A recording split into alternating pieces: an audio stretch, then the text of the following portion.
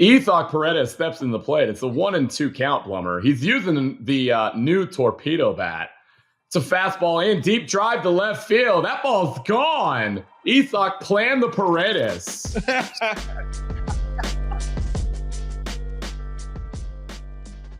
What is up, everybody? Welcome back to another edition of Beyond the Diamond podcast here on the Apollo Podcast Network. Brian, the Limo, Apollo Dez, producer Josh behind the camera. A little lunchtime edition. Astros got a day game today against the Giants. Boys, the offense has been struggling. Pitching's been pretty damn good.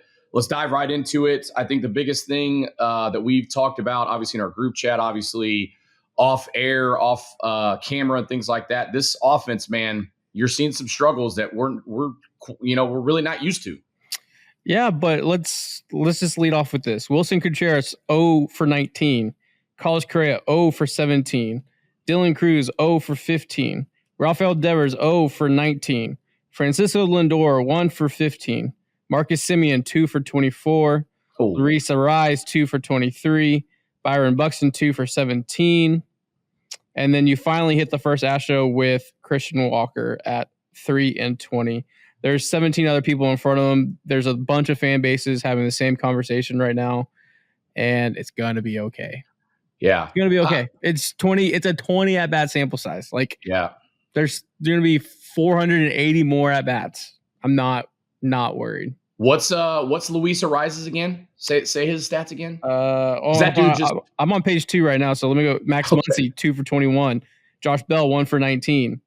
Who else? Willie Adames 3 for 19. Vientos 2 for 20. Santander 4 for 24. Yeah. There's Alex Bregman 5 for 22. These are all the top 50 lowest OPS right now. But those are a lot of big names. Those are a lot. I'm just going over the big names. Yeah, Trevor Story 2 for 15. Bo Naylor 2 for 15. Who'd you ask about, Brian? Luis Arraez. Luis Arraez is 2 for 23 with an OPS of 200, batting 0.87. Yeah, that dude does nothing but hit, and he's struggling. So, again, less than 25 at bats. You realize, guys, how long? What year is this for us? Year 4 together? Year 4? Do you realize I feel like we had the same conversation every single year, whether it's pitching is struggling, hitting is struggling, runners in scoring position, certain guys are struggling. I feel like we always have to do this every single year. We have to calm down the fan base from these crazy ass hot takes because of a small sample size. I saw it again. You guys want to hit it right now? More bullshit from Astros Twitter? You want it? All right. The Astros Twitter segment. Go for it. Here we go. When is it going to be considered okay to criticize Jordan? Slump prone is a label that should be applied to him, which is really disappointing. We can't pretend he's in the same category as Ohtani, Judge, etc. as a hitter when this keeps happening. Slump prone? Dude's come on, bro. Is like 960 OPS. The numbers back up that he is one of the most dangerous hitters in the game. And Aaron Judge sucks ass in the playoffs, so he's better than Judge in the postseason. Ohtani's a freak. He's an anomaly. He's like way up here. He's a freak. He's the fastest kid alive. So I just, holy shit. It is, what, game 6, game 7? Los Angeles Angels are 4-1 leading the AL West. I can very much say the Los Angeles Angels are not going to win the AL West at the end of the season. The White Sox are number 1 in their division. Do you want to be a March, April hero? No, I don't. I don't care. I don't care. Obviously, just zoom out. Just keep 19, but as long as you. Then obviously, but you're 2 and 3. And we talked about it offline. We'll talk about it now. It's all about the approach. Your superstar's not producing at a level outside of Jose Altuve, right? Also, you took the series against the Mets, who were in the NLCS. We're recording right before the day game, so we only know the last 2 Giants games, which they lost. Logan Webb is an absolute stud. You're not going to win many games when you're facing a single ball pitcher, and he got 4 double plays to get out of jams throughout the game. Like, just everyone that's bitching and moaning, and I understand there's actual concerns, but the people that just bitch and moan to be online, you're drowning in 2 feet of water. Just stand up. Yeah. You're drowning in the kiddie pool. Just stand up. You're in ankle high water. Just stand up. You're making mountains out of molehills. Yeah. I feel like I say that every year. We say that every year. Mm-hmm. What game is this? Is this game 6?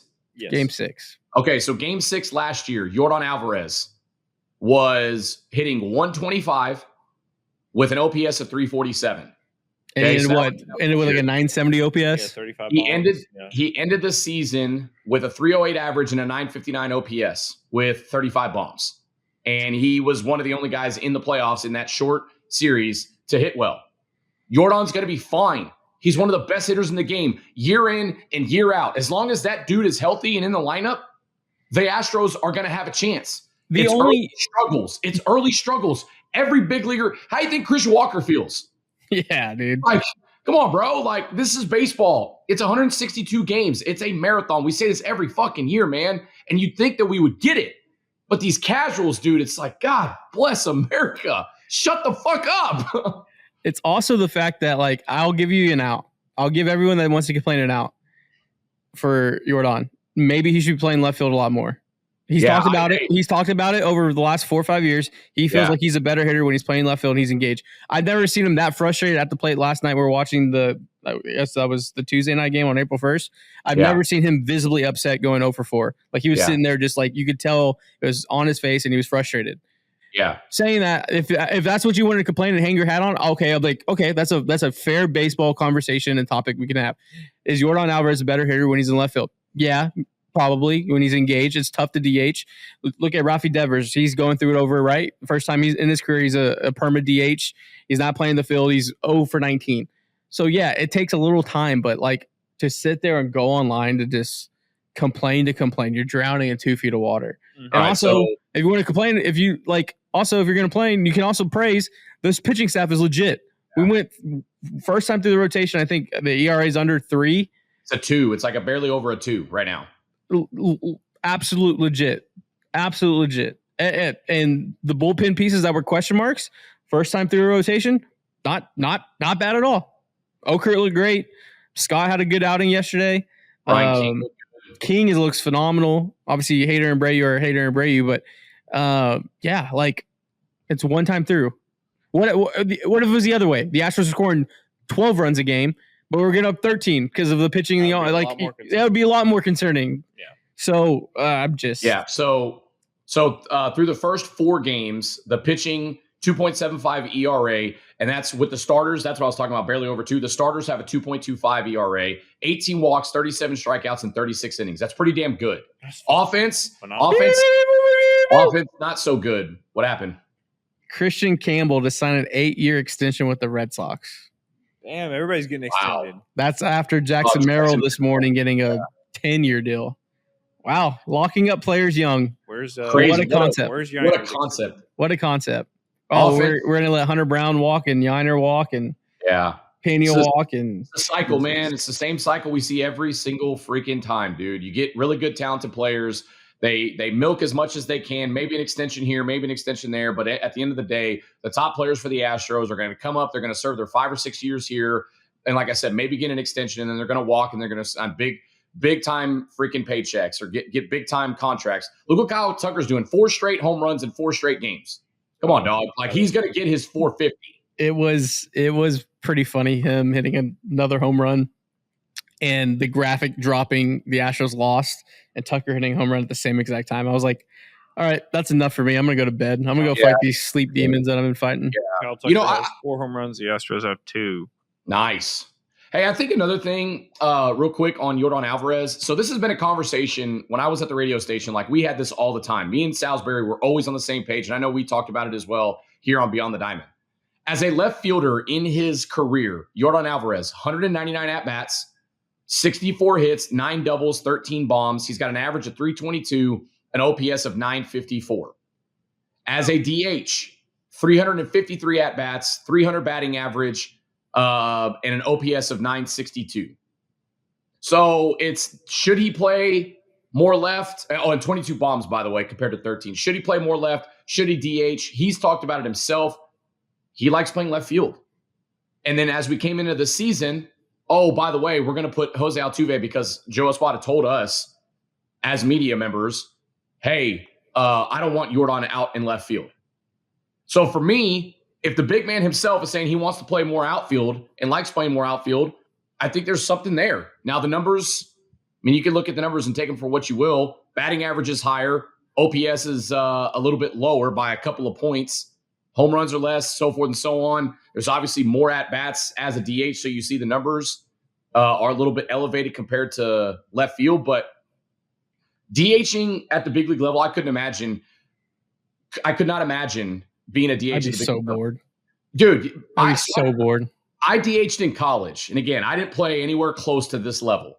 But DHing in college, it quite frankly, it sucks. You have one bad at bat, you go back in the dugout, and that's all you think about. You sit in it. Yep. You sit in it and you sulk in it. And then as you get closer in the lineup, then you got to get into that mode. And you're like, all right, what did I learn from that first at bat? What is this guy throwing? Is it the same guy? He started me with this. He started me with that. Then you get back in that mode. If you're playing outfield, you got to shake it. You got to leave it at the dugout, and you got to get your outs out to the outfield or wherever you're playing. I couldn't imagine being a DH at the big league level.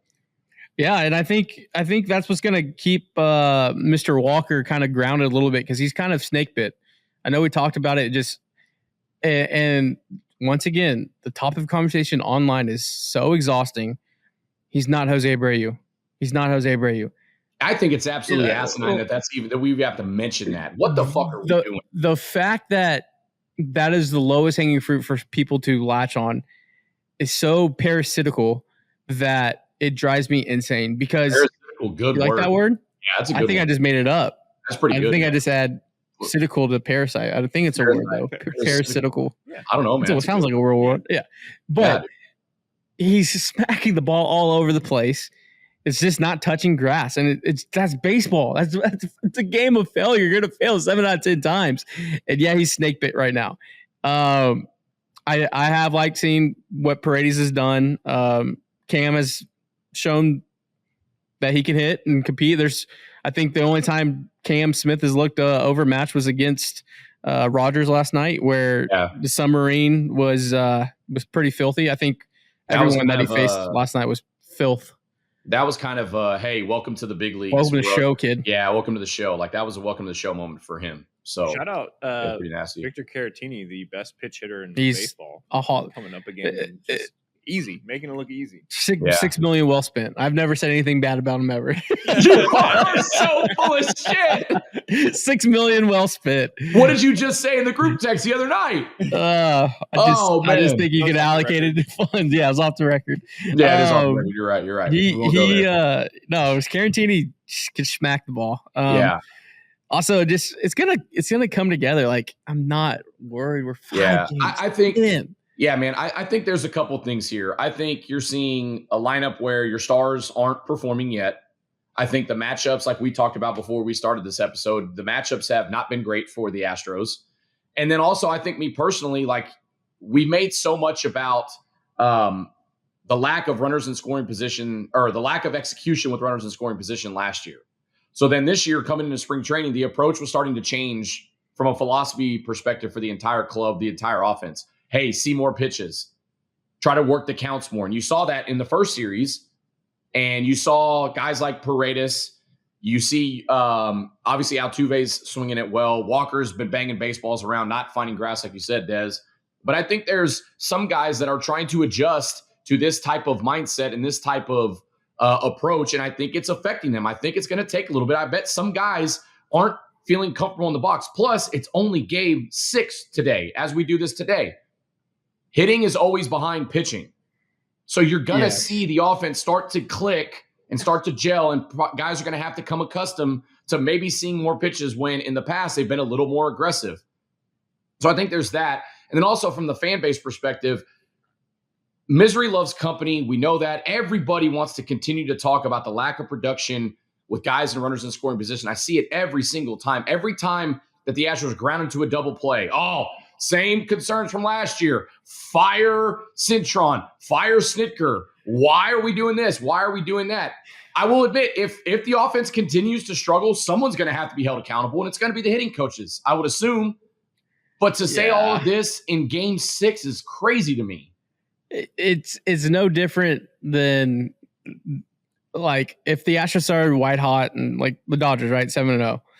The conversations, they would still find something to complain about. And And the people complaining mostly will not be here in the dog days. Shit, I don't even think they'll make the dog days. I don't think they'll be here by May. It's just the new thing, right? The sports are on. So as soon as OTAs happen, there'll be a lot of people that are complaining online, not even watching baseball. They'll just be watching the box score. And that's where I think a lot of the discourse kind of gets disconnected. There's people that just watch the box score. There's people that watch the game. Last night was frustrating, 100% against Logan Webb, right? Like I think the first runner to touch second base was like in the 8th inning. Yeah. Sometimes you just tip your cap. Like Logan Webb's is their ace, their certified guy. He's a sinker ball pitcher. It's hard to elevate a ball. I mean, Altuve's home run was still a little topspin liner that he had to golf out. It's just hard to elevate against that type of pitching, especially when they're not making mistakes up in the zone. So at this point, look, find a way to get the homestand record of 500. Win today. You lost the series, so be it. Win today. Get to 3-3. You go on the road to Minnesota. Their home opener. They're struggling. They're going to be jazzed up at home in front of their fans. I don't even know what the weather's going to be. Do we know if it's going to be freezing? I think it's probably going to be freezing cold. Huh? They said it's going to be like 37 when they land. That's going to be great for the bats. Terrible. That's a recipe for just.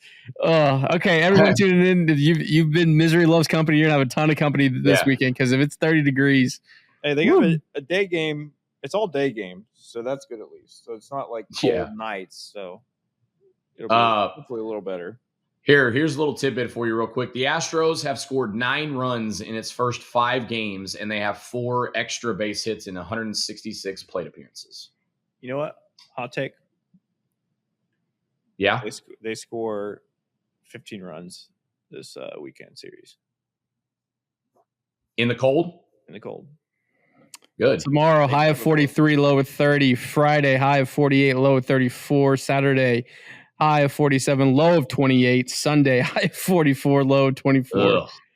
Is there any? We've done it before in October. Maybe we'll make them feel like 10 mile per hour wind, so it won't be biting that bad. But damn, Jim Cantori, what's up, dude? AccuWeather, dog. It's the glasses today. Jim Cantori works for the Weather. You like my specs today? You like my specs?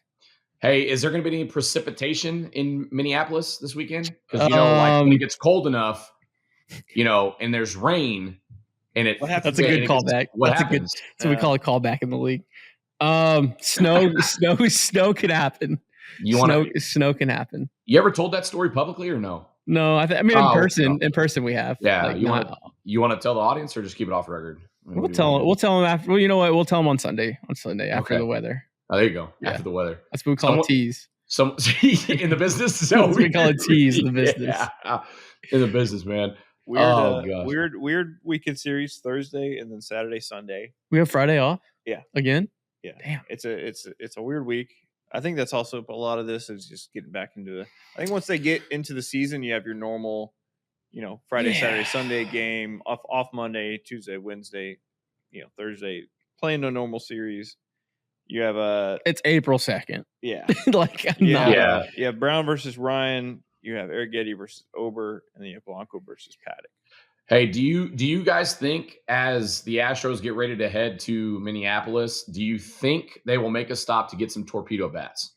That's a good segue. Sure you like a segue? I hope so. Are we buying into this? I'm pro torpedo bat right now. Yeah. Look, until it's made illegal, we need to take advantage of it. We personally know one baseball junkie that is above every other person we've ever met doing what we do. And that's AB2. And he posted a photo with it yesterday. If he has one, everyone have it. And I get there's going to be people that are going to be like, this is what I'm comfortable with. I've been doing this forever. I'm a seasoned vet. Yeah, I mean, Judge isn't using it. Yeah, and every young guy, everyone that doesn't have tenure in the show, you better be at least your group 3 and group 4 of batting practice should be with that torpedo bat. Yeah, check it out. Here's my take, and maybe we'll find out about this later. I don't think it's going to work for everybody, and I think it's actually going to make some players worse because they're going to get in their mentals about how to change their swing to like adjust to it or whatever. I think it works better with certain types of swings, which is what they did all the research on. It works really great with a swing like Volpe's. I think it works really great. I think it works for Jeremy. Like De La Cruz. Jazz Chisholm is hitting well with that fucking thing. So everybody needs to get him. Jazz Chisholm is hitting like the way he's doing. Volpe hit one last night, 418. Yeah. I think some people are going to. It's time. There's some people that are going to take big leaps. And I think some people like potentially Bregman or something that is going to regress. Maybe get too much. Yeah. Maybe get too much as ahead about it. I mean, Bregman's a guy that like when he makes mistakes, he usually hits the ball off the end of the bat, pops it up, that sort of thing. I don't think this bat would change that. I feel like every player should have a torpedo bat in their locker. This should be the rule. If you get jammed at any point in the game, you immediately go to the torpedo bat. Yeah. Like that should be a lot of that's what that's going to be a guy that goes up with his first at bat. He's like, man, fuck this bat. And he switches back and then he struggles again. Then he switches back. He's going to go back and forth. Well, I think and Josh said this offline, and you probably should put it online just so we could see it. It's the same kind of original first step of the axe handle bat. When the axe bat came around with innovation and stuff. And for years, it's been about the pitchers. I mean, you had pitchers tacking up and getting 5,000 million spin, and now they're complaining about this bat, which tells me that something's right. So if now I'm like, where my mind goes is, okay, if everyone shifts to the torpedo bat, do pitchers shift to throwing everything to the outer half of the plate? So is the actual move not to get a torpedo bat is like to get like a submarine bat and get the fat part of the bat, the end part, like the biggest, because that's where pitchers are going to be throwing. Like it's like a chess match of more adjustments. Yeah, I mean, if I can't bust in with sinkers and two seamers because they're getting the barrel there now, like, okay, do we just throw everything away because that barrel's not getting there? So like, what's going to be the chess match from pitchers and strategy wise? Can you imagine being the third baseman and Paredes gets a torpedo bat? Oh my gosh, dude! I didn't realize how, bro. We're a mile from Daikin Park, and the balls will be in our parking lot. I didn't realize how pool happy he was. Like I saw the statistics when he was brought here and how the Crawford boxes were going to help him out. But I don't think that dude can hit the ball to the right center field gap. But he can cover. He covers that third with foul balls. Like he'll take it out of the catcher's glove, or he'll foul it off and it'll be into the stands or whatever. But that dude loves some pulled pork sandwiches, dude. I mean. Yeah. All right, that was a ricochet shot at him. I didn't mean that. I meant his swing was pull happy. Yeah, Brady's pulled pork sandwiches. There you go. I mean, I thought you were gonna like cap off the straight bullet right there, but you didn't. I was gonna say like he loves the gun. I holstered. Yeah. I'm a United Nations. I'm not here to fire any weapons. I'm here to de-escalate. And to bring peace and unity by like the United Nations. That's what I'm doing. He likes pulled pork sandwiches, and Brian Lalima likes pork chop Fridays at Perry's because Jake Meyer's OPS right now is 400. So he's only got talking about sample size. You see, he's got 10 at bats. I know. I'm just saying, dude. We got to keep track here, man. Just holding you accountable. I know. Okay, just holding you accountable. That's fine though. I think there's a lot to be said about this torpedo bats and how pitchers are going to have to make their adjustments. If you're a two-seam guy, that's going to fuck with somebody's head. Yeah. Because going up, man, my out pitch is usually bust somebody in, run it up at 95. And if you got this fucking goofy torpedo bat with a little extra barrel, that's all it takes, just a little bit. Yeah. I'm interested to see how those guys make that adjustment. And also, like, how are these torpedo bats not a story in spring training and just out of nowhere after the first weekend, everybody's talking about it because of what the New York Yankees did? It took Michael K ratting kind of on themselves about it. Yeah. For it to be like mainstream. For the network to do a zoom in story on it. You can't tell until you zoom in. Yeah. Like, right. You have to actually be actively looking for it. See them back side by side, a normal bat. But also, like, I kind of want to be in the room where it happened, where they're like, hey, this is the thought process. Yeah. Like, this is what the math says this. Yeah. Yeah. But the guy said, he was quoted saying, I'm just happy the players actually listened to me, because I'm sure it took a lot of pitching, not pun intended, but like to hitters to say you should try this out. I think it'll work for you. And if I'm a normal hitter, I've been using the same bat since I was 5 years old. I would probably be like, I got to the bigs without this bat. Why would I? I mean, it changes everything. Yeah, I think also for the Astros fan base, the first Astro to post about it on Instagram automatically becomes a fan favorite. Oh, 100%. Online, like, who do you think is going to be the first Astro to use here's a good IG clip right here. Who do you think the first Astro is going to be to use the torpedo bat? Chas McCormick. Oh, it's a good pull. I have no idea why he would do it, but I think it's going to be. It won't be Altuve. It won't be Jordan. It won't be Yiner. It won't be Christian Walker. It'll be Jeremy. Or it could be Jeremy Pena. I'm gonna go Jeremy. That's a good one. The at-bat yesterday, he hit a ball kind of on the label, jammed to center field like in the 8th, and went to like deep part center field, got ran down. But I was like, damn, if that was a torpedo bat, that's probably on the pump. Yeah. I think if we could layer that video, I think it was the 8th inning. Just a little on the label. And I like his new stance. I didn't realize it until Blummer talked about it on the broadcast yesterday. He's more open, very much in his legs. You could see he's in his legs. Yeah. And what the MO for Jeremy Pena since after winning the World Series is slider away. He's been taking him. Like, he's been fouling him off for taking him. So it's all about adjustments and finding your swing right now. Like you said, pitching's ahead. Pitching is ahead.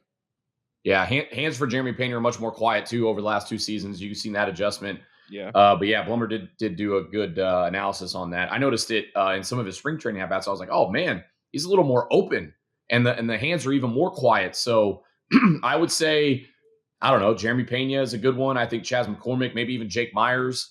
My answer is Paredes. Paredes, yeah. I think. Damn. Yeah, I mean, like, you think about it. A guy that like doesn't take himself as seriously as some of the other guys, where he might be like, yeah, fuck around, I'll mess around with this, and he starts hitting rockets in the cage, and he's like, hell yeah, I'm gonna use this. I mean, if you want to, if your swing path is covering just the inner third, why not bolster the inner third with the torpedo bat? That makes a lot of sense. He's not worried about flipping a ball the other way, bat or whatever. Yeah, could you imagine Todd Callis's call if Paredes hits a home run to the Crawford boxes with the torpedo bat? Do it. Give it to me. You're Oh, hold on. Is it that TK's here? Oh yeah, TK's here. TK, can you give us the call on a Paredes home run to the porch? And Ethok Paredes steps in the plate. It's a 1-2 count, Blummer. He's using the new torpedo bat. It's a fastball in, deep drive to left field. That ball's gone. Ethok planned the Paredes. Ties the game for the Astros 2-2. Using that new torpedo bat by Marucci. That was good. Playing the Paredes. That was good. So good. Ethok planned the Paredes. You know what's funny? By the way, I love Todd Callis. I don't mean that in any way. No, you do a good impersonation. What is it? Impersonation is the sincerest form of flattery, and I love Todd Callis. Him and Blummer are fantastic in the booth.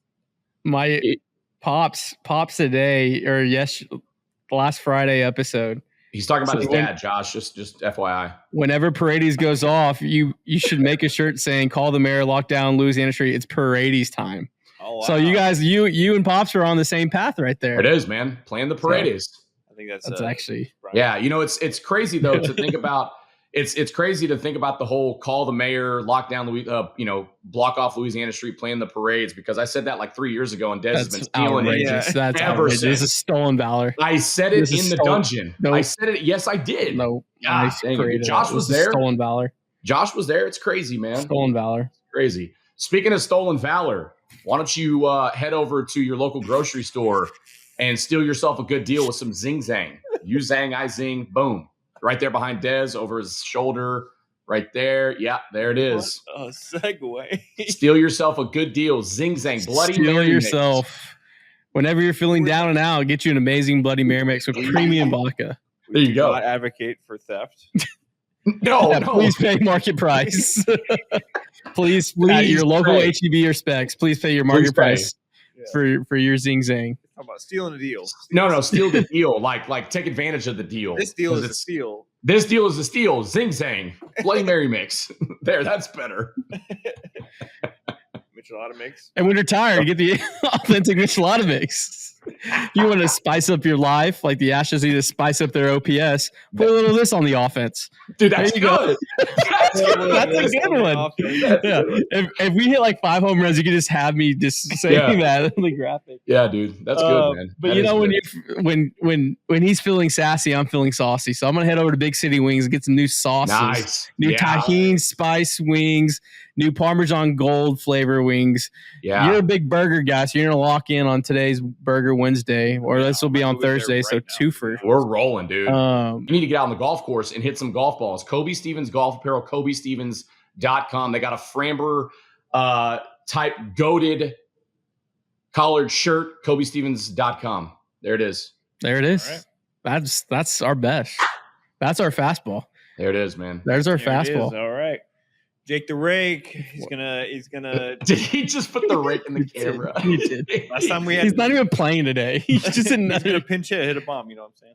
All right. Thank you for watching and listening to Beyond That. Dude, we're rolling, boys. We're rolling. Let's go. We will see everyone for the Friday live show. Friday live show. You won't see Brian. You won't see Brian. No, I won't be there. Brian is not allowed. No, I'm not. Not allowed. But we'll see Brian back Sunday for our remote episode that drops on Mondays. And leave a 5-star review. Tell a friend to tell a friend. Like, comment, resubscribe, unsubscribe.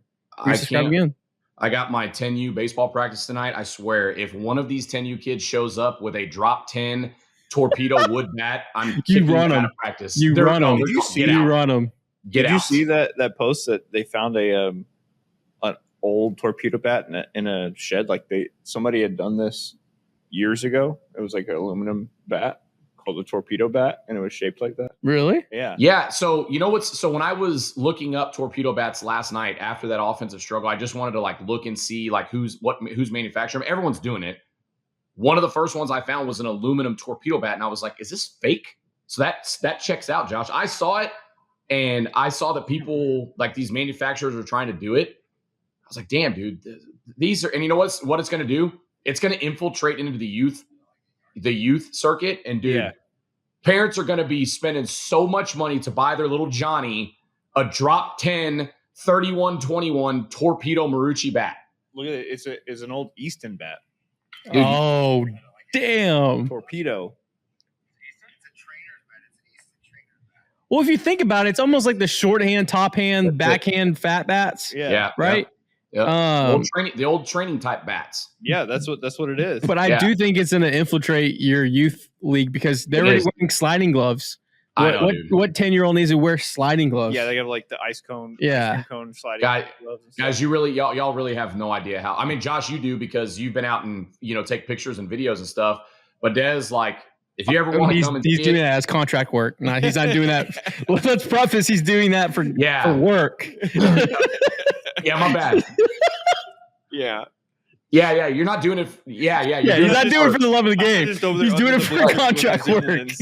He was hired. He was hired. He was hired. People are like, why does Josh go to youth baseball tournaments on his own?